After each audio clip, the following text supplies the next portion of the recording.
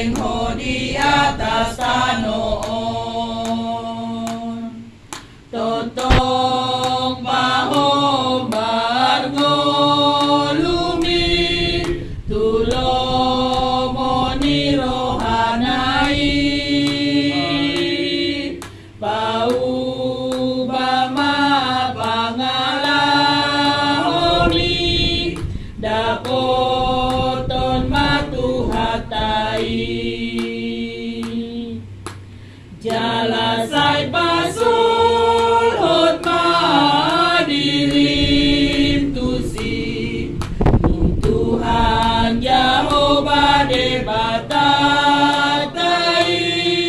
pasangap magoanay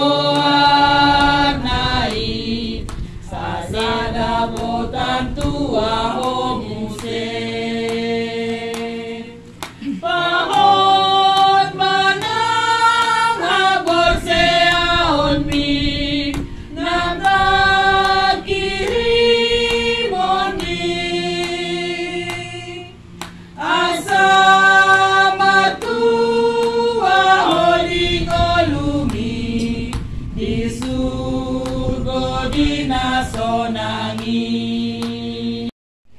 Amin. Oras madita saluhut na. Kita na hinahulungan di bagasan Tuhan Yesus Kristus. Kata di debata di bagasan partang yang tadi borminon. Tersurat dois yang buku ni Markus bidualu ayat 34 rodi 32. Markus bidualu ayat 34 rodi ayat 32. Masih kasori maita lo menjahasa mulai masian ayat 34. Songnon madidot na disi. Laus di jauh mana toropi raddohot sisianna didok na tunasida nasa nagiot mahing tonaw di soadahon madirina dituhuk masilang na tuibanay bihuton maaw. Alay na pagwahon sana mga buhos sa do alay na agwano sa alanyaw do alani balita na uli ido sa losa ay aha matong guna na di jolma nang liat portibion diomo ang bumago do sana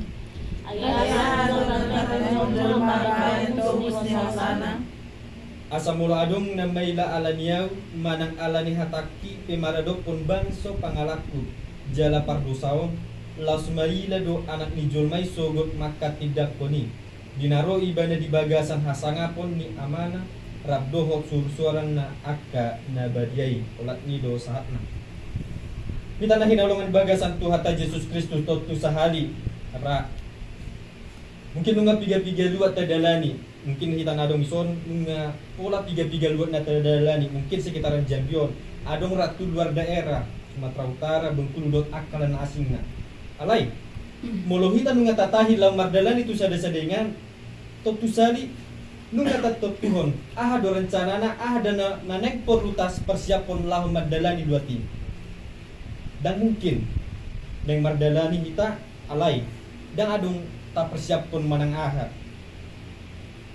Dan ta boto lau tu dia dalam lang ta boto di dia do ingananna. Tetapi Bapak Ibu, perjalanan manusia bukanlah perjalanan hidup kepada Tuhan itu. Sebab ketika kita ingin menyatakan diri untuk mengikut Yesus, kita tidak tahu bagaimana perjalanan ke depannya, bagaimana akan yang terjadi. Perjalanan mengikut Yesus ternyata bukanlah perjalanan asal ikut saja. Memang Yesus memberitahu murid-muridnya mengenai apa yang seharusnya mereka lakukan dalam perjalanan mengiringi dia. Apa yang seharusnya mereka perlengkapi dalam perjalanan selama bersama dengan Yesus.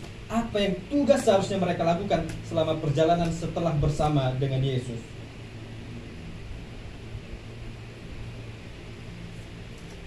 Oleh karena itu Yesus berkata bahwa menjadi murid Tuhan berarti haruslah menyangkal diri, memikul salib, dan mengikut Tuhan. Itulah yang dikatakan di ayat yang ke-34.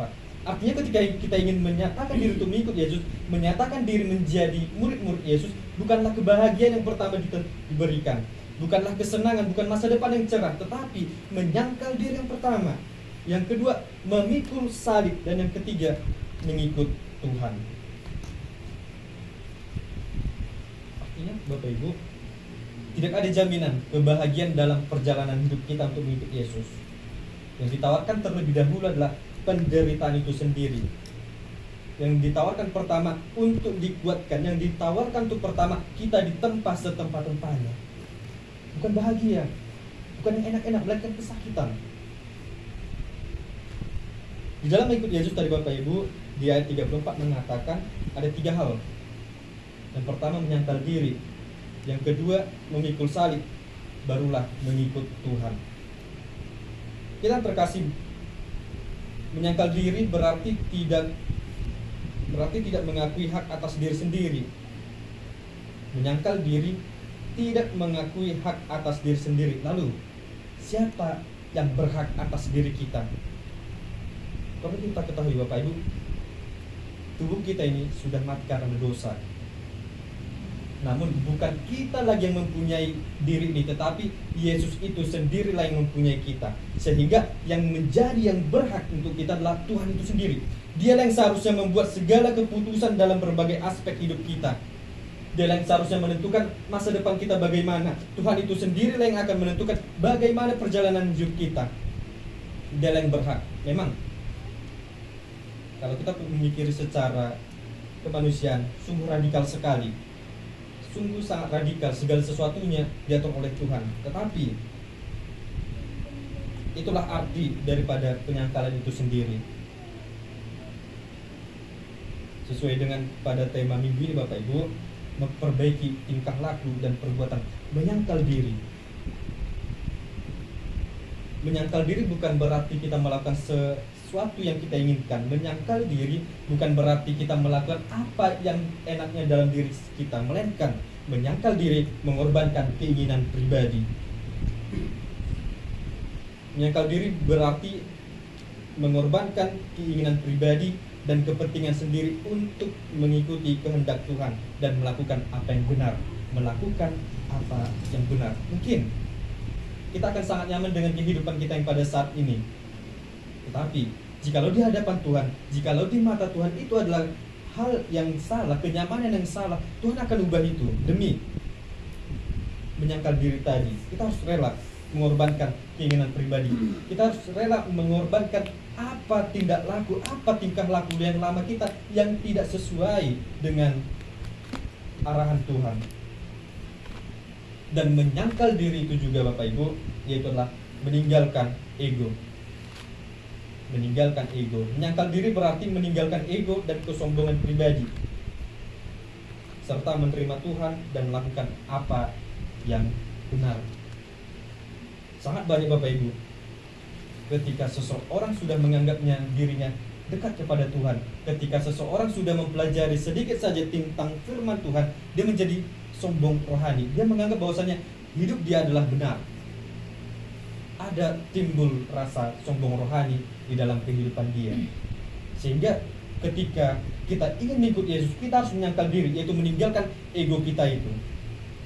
Di dalam mengikuti Yesus tidak ada yang namanya kesombongan. Tidak ada yang namanya kesombongan rohani. Tidak ada yang namanya kesombongan pribadi. Melainkan kita harus senantiasa menerima Tuhan dan melakukan apa yang benar. Itulah sedikit mengenai menyangkal diri Bapak Ibu di dalam mengikuti Yesus. Lalu yang kedua dikatakan pikul salib. Apa arti dari pikul salib? Kalau kita melihat Bapak Ibu, salib adalah tempat diri dan harkat martabat Yesus itu direndahkan. Terlebih dalam perjalanan Tuhan Yesus Kristus via Dolorosa menuju salib itu sendiri, sangat banyak perbuatan-perbuatan keji, sangat banyak perbuatan-perbuatan yang celah yang seharusnya tidak Yesus terima, tetapi Yesus terima. Dia dipukul, dia dicambuk, bahkan diludahi. Itu adalah perbuatan-perbuatan yang menimbulkan sehingga Yesus yang adalah Tuhan direndahkan oleh ciptaannya sendiri. Pikul salib menggambarkan perjalanan yang berat dan sendirian, dan tidak ada jalan kembali. Bagi kita ini mungkin salib adalah lambang kemenangan. Mungkin ada yang menganggap salib adalah lambang daripada pemulihan. Salib adalah lambang kesengsaraan, penderitaan, dan lain sebagainya. Bahkan setiap orang Kristen sangat banyak menggunakan salib sebagai aksesorisnya, entahkah itu kalung, entahkah itu anting, gelang, dan lain sebagainya. Tapi yang menjadi permasalahan, apakah salib itu hanya sekedar sebagai aksesoris saja? Seharusnya kita perlu mengingat ketika seseorang memakai salib di dalam menjadikan salib sebagai kalung, dia harus ikon diboto nasida do lau mangorong dirina makipe akaaha dari hatahunna. Ketika seseorang memakai salib sebagai anting aksesoris di telinganya, mari kita sama-sama untuk menjaga diri, mengurung diri kita, supaya kita tidak mendengarkan hal-hal yang tidak perlu kita dengar, supaya kita tidak mendengarkan atau yang dikatakan sebagai menguping yang tidak baik. Ketika seseorang memakai salib sebagai aksesoris gelang di tangannya, mari kita menjaga tangan itu, supaya dia tidak melakukan hal-hal yang salah, supaya tidak lagi melakukan hal-hal yang tercela. Artinya Bapak Ibu, ketika kita memakai salib dalam diri kita, ikon taboto dalam mengurung diri, penguasaan diri, buah-buah roh yang terakhir, menguasai diri. Artinya kita telah dikekang. Mungkin bagi sebagian orang memakai itu supaya terlihat indah, supaya dia menyatakan identitas dirinya Kristenan. Namun mari kita sama-sama belajar untuk menghargai apa arti salib itu sendiri, agar kita semakin mengekang diri kita dari segala perbuatan yang tidak Tuhan inginkan. Salib bukanlah pencobaan, bukan juga kesulitan hidup yang harus kita derita. Salib juga bukan berupa cacat fisik. Salib juga bukan mungkin keberadaan mertua yang suka mengatur atau ikut campur dengan hubungan keluarga kita. Salib juga bukan tentang tetangga yang sering merepotkan kita. Salib juga bukan tentang seseorang yang sering mengusik kita. Memikul salib terjadi ketika kita harus kehilangan reputasi, ketika kita harus kehilangan pangkat, ketika kita harus kehilangan kehormatan, ketika kita harus kehilangan harta kekayaan dalam mempertahankan kemuritan kita di dalam mengikuti Yesus, di dalam mempertahankan firman yang telah kita terima, di dalam mempertahankan penyebaran Injil Kerajaan Allah. Itulah memikul salib. Bapak Ibu yang terkasih dalam nama Tuhan Yesus Kristus, di dalam makna rohaninya, memikul salib itu merupakan pertobatan. Memikul salib menjadi simbol pertobatan dan perubahan hidup. Oleh karena itu makanya saya pernah beberapa kali mengatakan pertobatan itu adalah 180 derajat, setengah lingkaran. Bukanlah lingkaran full atau 360 derajat, karena artinya dia kembali lagi kepada tabiat namanya. Melainkan setengah lingkaran. Yang dahulu dia adalah yang suka berbuat onar menjadi berbuat baik, yang dulu dia adalah seorang yang suka memprovokasi menjadi pembawa berita-berita kebenaran firman Tuhan, yang dulu dia sangat suka di dalam berbohong, dia menjadi orang-orang yang membawa pemberitaan firman Tuhan dengan benar. Memikul salib di mana seorang meninggalkan jalan hidup yang lama dan mengikuti apa yang baru, hidup baru, bertobat. Dan Bapak Ibu yang terkasih, memikul salib dalam makna rohaninya juga adalah pengorbanan. Memikul salib dapat menjadi simbol pengorbanan dan kasih, di mana seseorang mengorbankan dirinya sendiri untuk kepentingan orang lain. Dia mengorbankan keperluannya sendiri untuk kepentingan Tuhan yang terutama. Artinya kita mengorbankan diri kita. Kita terkasih dalam nama Tuhan Yesus Kristus. Dan bagian yang ketiga, mengikut Tuhan. Jika kita telah menentukan diri kita, jika kita telah memutuskan ingin ikut Tuhan, berarti kita harus menaati Tuhan. Dengan kata lain, ikut Tuhan berarti memilih untuk melakukan atau mengatakan apa yang diperintahkan Tuhan. Mungkin berat, memang sangat berat. Namun kita bisa saling menguatkan, namun kita bisa saling mendoakan, namun kita bisa meminta kepada Tuhan supaya kita dikuatkan, supaya kita dihiburkan di setiap pergumulan, supaya kita meminta pemulihan di setiap sakit penyakit yang boleh kita derita, supaya Tuhan boleh menguatkan di setiap ujian yang boleh kita terima. Bapak Ibu serta saudara-saudara yang terkasih dalam nama Tuhan Yesus Kristus, setelah semua penjelasan ini menjadi pertanyaan besar, apakah kita makin siap untuk mengikut Yesus atau kita semakin gentar di dalam mengikut Yesus sehingga kita meninggalkan iman kepercayaan kita, sehingga kita meninggalkan Kristus itu sebagai Tuhan dan berpaling daripada Dia. Ingatlah Bapak Ibu dan kita yang terkasih, bahwa menyangkal diri, pikul salib dan ikut Tuhan bukanlah tindakan yang dilakukan sekali saja, melainkan mengikut Tuhan adalah program seumur hidup yang harus dijalani terus-menerus. Memang tidak ada jaminan kebahagiaan di dalam hidup Yesus, tetapi ada upah besar nanti di ujungnya orang yang mau setia di dalam mengikut Yesus. Namun orang yang menolak percaya akan menemui kebinasaan yang kekal, tetapi orang yang setia dan mau mengikut Yesus hingga sampai dengan akhirnya, maka kita yakin dan percaya bahwa surga kelak akan menjadi milik kita pribadi pasti. Amin. Mari kita kembali berdoa. Kami kembali memuji serta memuliakan nama Tuhan. Kami sungguh bersyukur. Yesus, saya mau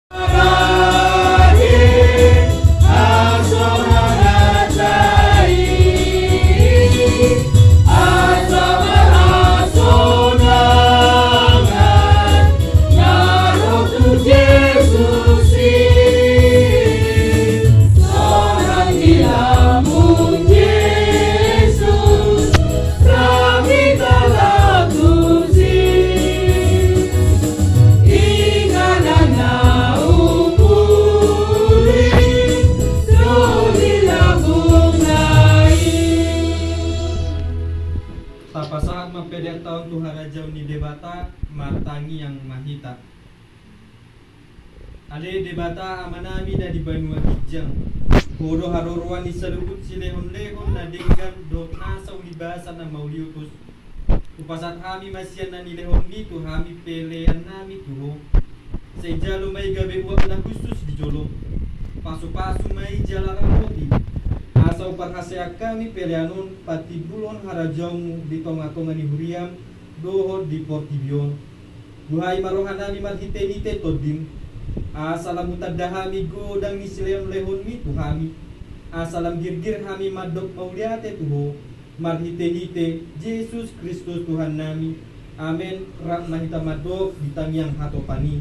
Alena namin na dinagawin sa isang badia mabuarmu, sa isang mahalajaunmu, sa isang malapanirahang di banotong masungon na di banogin jam. Lewan kami sa dalawang ng mabuhay siya pari. Sa isang dosa namin sa kapanisan namin, bilusan nilungan na magdosa to kami. Unang kami tugiyo to pangujunan, baluwa kami siya pangago, ay unang punarajaon, doon nakaguhod, Rodia sa hapon sa liling na. Amen. Asi ni rohani Tuhata Yesus Kristus, dot holong ni rohani debata ama, dot parsauran ni Amen. Amen. Amen.